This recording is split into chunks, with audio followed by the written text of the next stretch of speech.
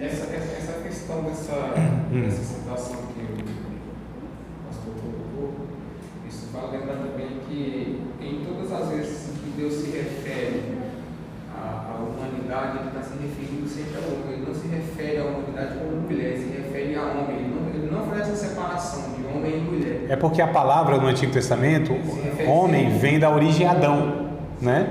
Então, quando fala homem, é de uma maneira genérica, não é ao sexo, não é masculino. Isso. Lógico, tem lá os textos que vai falar do homem macho. É universalmente. Exato. Porque a palavra Adam, a tradução Adam é homem. Adam, no hebraico, a língua original, é ser humano ou humanidade. É por isso que eu pedi a versão de vocês aí. Algumas está pessoa, Deus criou as pessoas, Deus criou a humanidade, Deus criou homens. Mas aqui é de uma forma genérica, tá? Então Deus criou aqui o ser humano, né? Na versão homem e na versão mulher.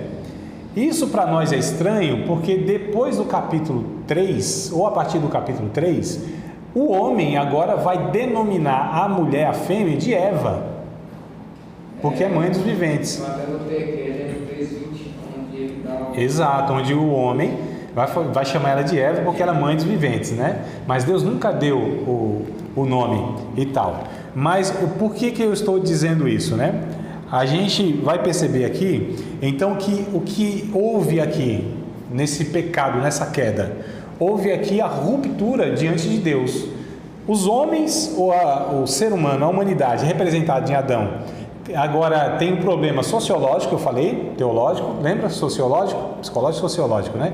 Eles têm agora essa briga do sexo que nós temos até hoje, dificuldade de relacionamento, né? O matrimônio é o que revela muito mais essa questão, a dificuldade de nós nos entendermos como essas pessoas criadas por Deus com as suas peculiaridades, que é o homem e a mulher, são dois mundos diferentes, mas isso não tinha problema antes do pecado, estava de boa, tranquilo, imagina, harmônico, perfeito, Deus viu, é bom, um completa o outro, eles são complementares, mas quando entra o pecado no mundo, aí já há a negligência do homem, Deus dizendo, o que aconteceu, Adão? A mulher que o Senhor me deu, transferiu já a responsabilidade, e aí começou agora essa questão, mas calma aí, a mulher pensando, mas você devia me proteger, o que aconteceu aqui? E aí a gente já... Hã? Você não me orientou. Agora... Eu enfiei o fruto na sua boca. Isso, então, mas aí... O homem... Aí então, começa, tá vendo? Já começou. Porque, né? Ela não forçou Adão. Ela disse, olha, eu comi, não aconteceu nada não. Há quem diga, Emerson, o seguinte, que Adão, ele fez aqui exatamente aquilo, porque a Bíblia vai dizer no Novo Testamento, Paulo, na sua carta a Timóteo, se não me falha a memória, vai dizer que o homem não foi enganado. Enganado foi a mulher. Então o homem come voluntariamente, conscientemente, e ele se sacrifica. É uma possibilidade, calma aí, as irmãs já ficando brava. Tá vendo? Tá vendo como o negócio aqui já não vai dar certo? Se a gente for falar de quem é culpado, culpados são todos. Mas a questão é que alguns pensam até que o homem se sacrifica pela mulher, né? Até reconhecendo a sua culpa de negligência por não cuidar dela e não vigiar o jardim. A questão é, todos são culpados, né? Mas entra agora esses atritos.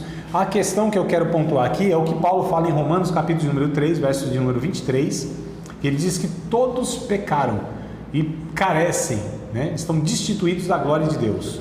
Esse é o ponto. De repente você fala, André, você assim, desandou na aula, agora você vai fazer a salada, saiu, a gente estava falando de Mateus, você vai para Gênesis, calma, né? Por que eu quero ir lá para trás para entender aqui?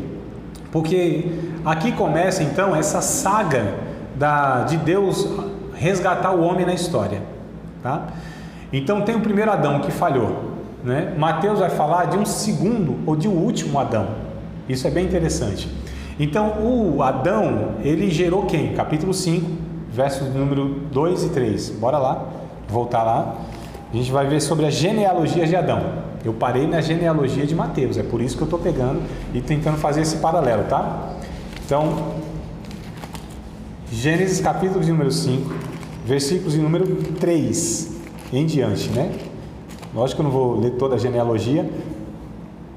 E Adão viveu 130 anos e gerou um filho à sua semelhança, conforme a sua imagem, e chamou seu nome de Sete. Depois do pecado, a gente não sabe quanto tempo Adão viveu no jardim, isso aí não se sabe. Se foi um dia, uma semana, 1000 anos, 2000 anos, 1 milhão de anos, não sabemos, tá? Mas depois do pecado, o verso 3 vai falar, porque até 1 e 2 vai falar o quê? Que Deus cria o homem segundo a sua imagem e a sua semelhança. Porém, depois do pecado, o verso 3 vai denunciar, né, que agora Adão gera um filho à sua semelhança, não a imagem e semelhança de Deus. Porque o pecado distorce, o pecado desconfigura isso. Tá certo, amados? Esses filhos de Adão já não são mais como era Adão antes do pecado, porque ele vai gerar filhos agora segundo a sua natureza pecaminosa, que somos todos nós. Então nós somos a natureza adâmica, nós herdamos isso, nós herdamos o pecado, tá certo? E é interessante que aqui vai falar da genealogia. E aí, em todos eles aqui, em todos sem exceção, vai falar que o fulano viveu lá 600 anos, 500 anos, 700 anos e tal, mas sempre vai falar, e morreu, e morreu, e morreu. Olha só, então o Adão aqui, que falha, todos os seus descendentes acabam na morte, porque o pecado gera morte. Romanos 6 e 23, eu falei do Romanos 3 e 23, agora Romanos 6 e 23. O salário do pecado é a morte, mas o dom gratuito de Deus é a vida eterna por Jesus Cristo. Não é isso que está escrito aí? Romanos 6 e 23? Então olha que coisa interessante. Então enquanto lá no Gênesis, o primeiro Adão vai mostrar que ele falhou, não deu conta, o primeiro ser humano, e ele vai gerar filhos, e toda a humanidade deriva da natureza pecaminosa do Adão, tá? Agora vem Jesus, em Mateus capítulo de número 1. Mateus capítulo 1. Vocês estão na briga ainda aí do sexo, né? Você tem um fato interessante que Sim. talvez a gente ele às vezes não atenta na genealogia que agora você falando aí, a gente observa que ele não cita Caim na sua genealogia. Sim. A genealogia dele começa a partir de 7. Exato. Ele não cita os anteriores, porque ele teve mais anteriores. Sim, a genealogia, elas são seletivas, né? Então, o irmão Cícero aqui pontuou um negócio interessante, amados. Não só aqui nessas. Quando a gente pega outras genealogias da Bíblia, a gente percebe que às vezes algumas pessoas não estão inclusas e a gente sabe que fez parte daquela pessoa, da família. Só que a genealogia, elas são seletivas, elas têm propósitos definidos, né? Então, quando exclui alguém, é proposital. Não é que o autor não... porque queria colocar aquelas pessoas porque era importante para aquele público, né? Então, por exemplo, para Mateus aqui, Mateus começa com quem? Davi, Jesus, o livro das gerações de Jesus, filho de Davi, filho de Abraão. Quando a gente pega o Lucas, por exemplo, ele vai começar não de Davi e de Abraão, vai começar de Adão. A gente vai estudar isso daqui nas 2 aulas. Então, as genealogias, elas têm propósitos, né, definidos. É por isso que vai omitindo o outro, porque não é a intenção do autor colocar aquilo lá. A Bíblia, ela não perde tempo. Deus não perde tempo trazendo informações inúteis, ou só para atender nossa curiosidade. É por isso que a Bíblia, nós não devemos estudar ela nessa ânsia de algumas curiosidades que ela não pretende responder. É a gente que tem um bocado de curiosidade que Deus, não posso perder tempo com essas bobagens que vocês querem saber aí. Se Adão teve umbigo, né? Se o que os anjos, qual era a comida dos anjos, essas coisas que as pessoas às vezes assim, né? O professor, mas Adão tinha umbigo?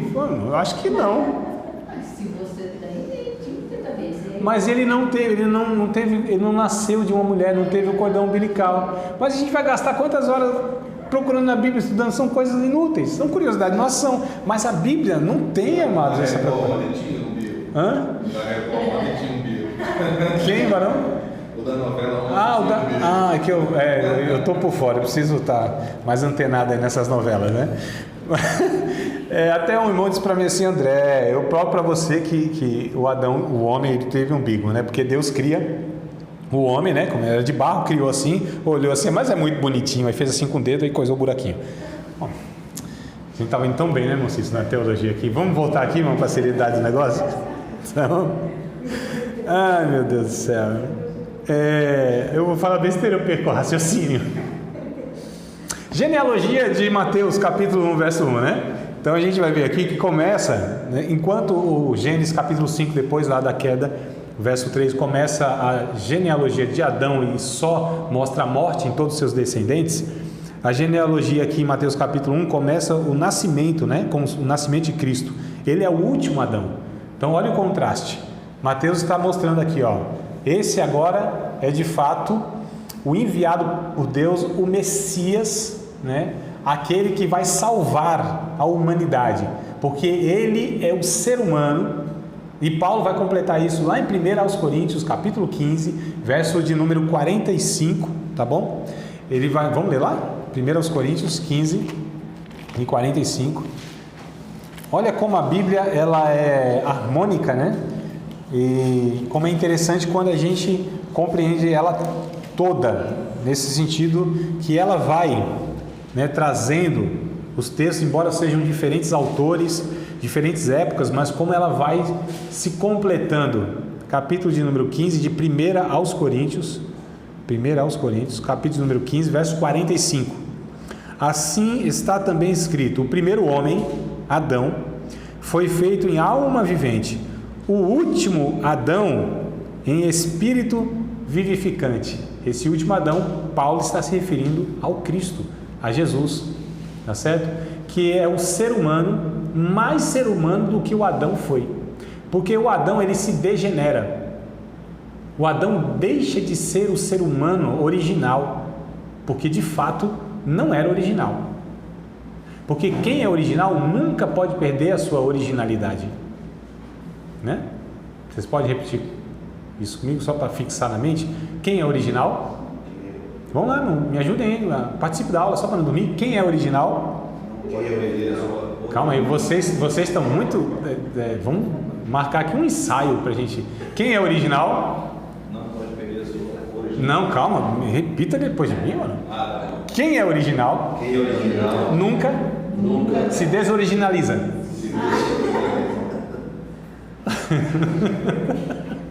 Depois vocês continuam treinando isso aí, mas, né? Então, assim, o Adão, ele de fato deixou de ser, ele perdeu a imagem e semelhança de Deus. O Cristo não, Jesus não, esse último Adão, ele de fato é aquele que ele é prometido no Antigo Testamento, e aí a evidência disso é que ele não tem pecado. É esse Jesus que Mateus apresenta, esse Messias, que foi o cumprimento, né? E a gente entende aqui que o Antigo Testamento é um livro de promessas, não que o Novo não seja, mas todo o Antigo Testamento, ele promete em todos os livros, de alguma maneira, ele promete a vinda do Messias. E o Novo Testamento, Mateus no caso aqui, né, que a gente está falando, que é o cumprimento. Então, desde Gênesis capítulo 3, verso 15 que eu falei, em todos os livros, Gênesis, Números, Levítico, tudo que você pegar, são livros de promessas, que o Messias vem, que o Messias virá. Irmãos, toda a Bíblia gira em torno da vinda do Messias, toda a Bíblia, todo o Antigo Testamento, todos os profetas. O assunto principal era que o Messias viria, desde Gênesis, né? E a gente passa por Jó, naquela famosa frase dele que ele diz: eu sei que o meu Redentor vive e que por fim ele levantará sobre a terra. Lembrando que Jó é do tempo de Abraão, né? Então Jó está no meio da Bíblia, lá quase do lado de Salmo, quase no meio da Bíblia. Salmo é o meio, né? Mas Jó vive lá naquele período lá do capítulo 11, capítulo 12 de Gênesis. Então a gente precisa entender isso aí também, né? Eu falei isso na matéria passada, não foi? Em biologia? Então, amados, aqui todo o Antigo Testamento é um livro de promessas e o Novo Testamento ele é o livro do cumprimento, em Mateus principalmente, né? Cerca de 20 vezes aparece a palavra cumprir em Mateus. Então, mais de 20 vezes, ou cerca de 20 vezes, essa palavra cumprir, se cumpriu. Então, o Mateus ele mostra que Jesus é o cumprimento de todas essas profecias. Mateus ele vai mostrar para os judeus que tinham o critério, né, do Antigo Testamento, que o Messias ele viria com tais e tais características. E Mateus ele mostra então que Jesus ele atende, ele cumpre tudo isso. O próprio Jesus ele disse no Sermão do Monte, né, a gente volta lá em Mateus, capítulo de número 5. O próprio Jesus, capítulo 5, verso 17, por exemplo, o próprio Jesus ele vai dizer que ele não veio destruir a lei, tá? Então Mateus ele mostra para os judeus, porque os judeus jamais também aceitaria um Jesus, um Messias, um profeta que descumprisse o Antigo Testamento ou que viesse invalidar o Antigo Testamento. Tá certo? E Jesus vai dizendo isso, ó. Não cuideis que vim destruir a lei ou os profetas. Não vim abrogar, né? Ou seja, invalidar, anular, abolir, enfim. Mas cumprir. Então, o que Mateus mostra aqui a respeito de Jesus como Messias? Ele cumpre todo o Antigo Testamento. Toda a lei e os profetas, ele cumpre. Jesus atende todas as exigências da lei, amados. Só Jesus só o Messias teria a capacidade de fazer isso. Então, nem o Abraão, nem o Isaac, nem Jacó, nem Moisés, nem os profetas, nem Davi, ninguém conseguiu atender. Todos eles pecaram, todos foram pecadores. Olha que coisa interessante. Então, a mensagem de Mateus, não só para os judeus, mas para todos nós, para toda a humanidade também, né? Que Jesus é esse que vem e cumpre a lei de Deus. É aquele que satisfaz a exigência da justiça de Deus. Porque Deus tem essas duas facetas. Ele é amor, mas ele também é santo. E a sua santidade cobra uma justiça e um pagamento pela ofensa do pecado contra ele, a santidade. Alguns pensam assim, mas rapaz, será que não é injusto esse negócio de Deus assim, punir o ser humano eternamente, se esse ser humano pecou, sei lá, 50 anos, 60 anos, 70 anos, 80 anos, 90 anos, ainda que viveu 100 anos, mas pecou e assim, não é uma punição muito descompensada? Não, porque o pecado, ele é contra um Deus eterno. Ele é contra um Deus puro e santo. Todo pecado, sem exceção, ele é digno de condenação eterna. É por isso que Paulo vai trabalhar no Novo Testamento, inclusive, que quem quisesse viver pela lei, podia viver. Só que se tropeçasse em um ponto apenas, era culpado de todos eles. Então todo o Antigo Testamento espera o Messias, porque nenhum ser humano, nenhum judeu conseguiu se salvar, ou foi tão obediente a ponto de falar, não, eu agrado a Deus. É interessante que Mateus capítulo número 3, né, vai falar do batismo de Jesus, e não só Mateus, mas os outros evangelistas também vão dizer que quando Jesus é batizado por João Batista, por isso que João é chamado de Batista, porque ele batizava. Não é que era João Batista da Silva, não era um sobrenome, era João o Batista, né? Quer dizer, o João que batizava. Era igual o João de Oliveira, né? João porque cultivava a oliveira. É os nomes, né? Hoje que a gente usa dessa maneira, mas né? José de Arimateia, porque ele nasceu em Arimateia. Maria de Magdala, ou de Madalena, porque ela nasceu lá na cidade de Magdala. Então, só para a gente entender. O que acontece? Então vem uma voz dizendo assim, a voz de Deus, do Pai, né, a respeito de Jesus quando ele desce das águas. Este é meu Filho amado, em quem eu tenho prazer, em quem me comprazo, nele eu me agrado. Esse é o sentido. Só a Jesus, o ser humano Jesus, que Deus tem essa fala, amados.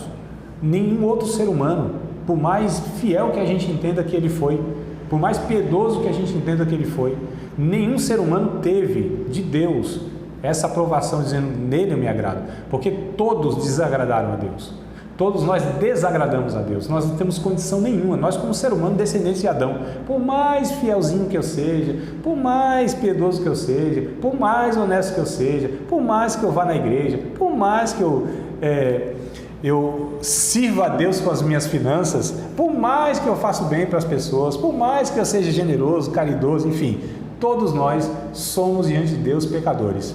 Só Cristo é aquele que agradou a Deus, não teve pecado, e esse cumpre toda a exigência de Deus. É por isso que ele é o último Adão. E assim como Deus, desse Adão que fracassou, né, deu a sequência da humanidade, assim em Cristo Deus também recriará a humanidade. Isso está escrito em 2 aos Coríntios capítulo 5, verso 17. Olha que coisa interessante. 2 aos Coríntios, lembram desse texto? Não? Alguém quer citar aí de memória? 2 aos Coríntios 5, 17? Se não lembra, bora ler para a gente gravar. Não foi o nosso trato aqui no começo do curso? Depois do curso acabado, vocês teriam memorizado os 31.173 versículos? Lembra? Então, bora começar, né?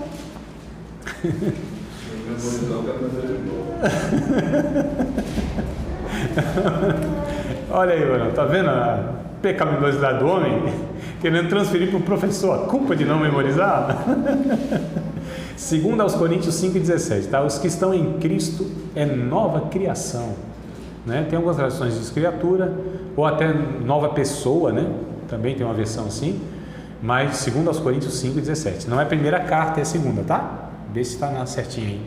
2 aos Coríntios 5,17. Os que estão em Cristo é nova criação, né?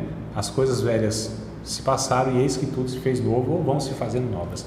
Então, em Cristo Jesus, nós somos recriados como humanidade, porque ele é a primícia, ele é o ser humano que Deus disse, não, esse eu vou reproduzir outros filhos para mim, porque nele eu recrio a humanidade. Em Cristo nós nascemos novamente, somos chamados de regenerados, nascido de novo. Só pode entrar no reino de Deus quem é nascido de novo, nascido da água e do Espírito, né, Nicodemos? Não adianta fazer parte de igreja, conhecer Bíblia, pregar Bíblia, ser reconhecido como professor de teologia, como pastor, estar lá no hall de membro de uma igreja, não adianta, Nicodemos, tem que nascer de novo. Nasceu em Cristo, a partir de Cristo, nele nós somos predestinados ao céu, nele Deus se relaciona conosco, nele, em Jesus, Deus nos abençoa, nele Deus não nos amaldiçoa e nele nós nos fazemos agradáveis a Deus para Cristo Jesus. Então, essa é a mensagem aí que o Mateus ele pretende passar para os convertidos judeus, né? Você acabou de participar de mais uma aula de um dos nossos cursos do Seminário de Teologia, Vida Cristã, Palavra da Vida. Espero que tenha te abençoado, não só alargado o seu conhecimento teológico, mas que tenha também atingido o teu coração para que você possa, a cada dia mais, reproduzir a vida de Deus nas suas relações cotidianas. Se você ainda não é aluno oficial de um dos nossos cursos, se inscreva aqui no contato que vai aparecer do WhatsApp. Também nos siga nas redes sociais, se inscreva no nosso canal, compartilhe à vontade e Deus te abençoe.